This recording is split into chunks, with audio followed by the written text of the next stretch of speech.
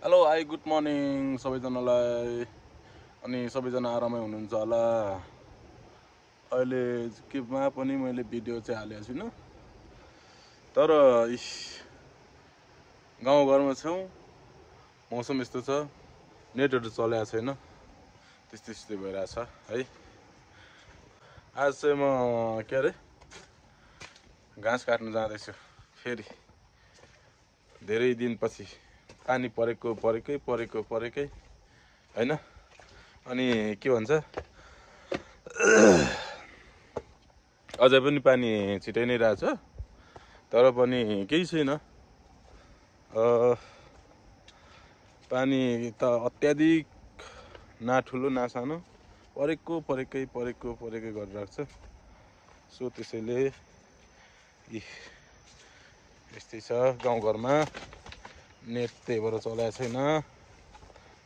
जानकारी यहीँबाट गराएँ सबैजनालाई, मेरो मित्र साथीहरू सबैजनामा। यस्तै छ मौसम।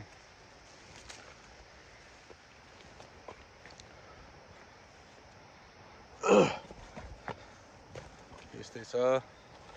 अनि आज चाहिँ म थोरै अलिकति घाँस काटेर ल्याउँ भनेर हिँडेको, पानी पर्ला जब आज फेरि पनि यार, त्यही भएर यस्तै छ। गाउँघरको अहिलेको मौसम यस्तै छ। खास यो असार 15 के अरे भदौ 15 हो कि कार्तिक मङ्सिरको 15 हो, मचम्म लागिरहेछ। धान पुरै पाकिरहेछ, मौसम यस्तै छ। के भन, केही देखिँदैन। मेरो मम्मी चाहिँ यहाँनिर जाँदै हुनुहुन्छ घाँसमा। मम्मी र म आज चाहिँ घाँसमा जाँदै गरेको। यस्तै छ मित्रहरू, के गर्नु, गाउँघरको यस्तै छ। घाँस काटै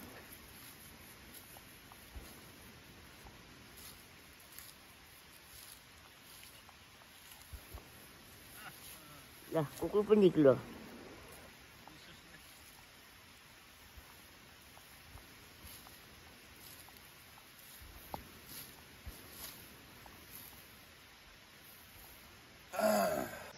मैले घाँस चाहिँ यति काटिसकेँ।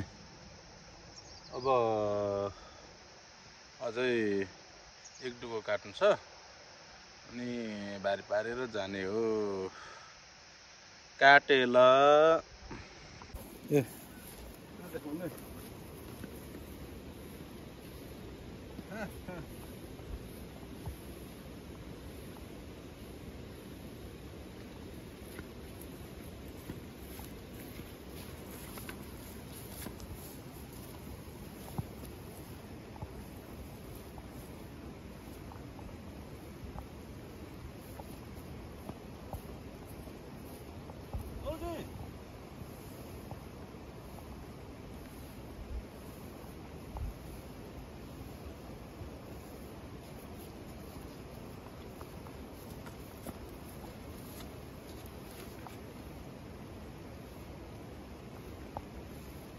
म पनि जाँदैछु अब फोटो खिच्नु।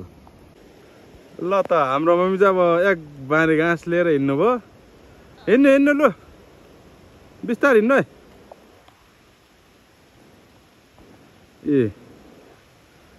मेरो चाहिँ भारी यहाँनिर छ, यत्रो छ, यस्तो छ। अहिलेसम्म यहाँसम्म यतातिर काटेको। मौसम कसम होला यार, अझै पनि आइज सोल्टे, आइज घर जाउँ, आइज घर जाउँ, हेर त नजाउँ। यो पनि हाम्रो साथमा छ। आज बाँदर खेद्दा हत्तु भइसक्यो यो पनि। आज मौसमहरू यस्तै छ मित्रहरू, के गर्नु। मैले सबै रेडी बनाइसकेँ, मम्मी गइसक्नुभयो। म अब यहाँ के अरे पानी चुहिन्छ, त्यही भएर प्लास्टिक गरिरहेको छु। अब पानी यहाँबाट सर चुहेपछि त नि कहाँ सकिन्छ त, होइन।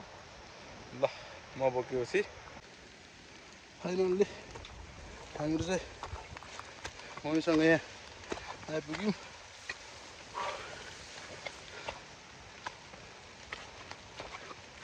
हिलो भएछ हामी यहाँ बसौँ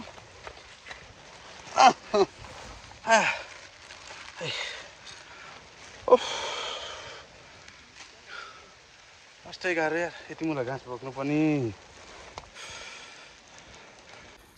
मम्मीले यति बोक्नु भएको माइले गोरुहरू यति धेरै वर्ष सक्यो मायाकुरी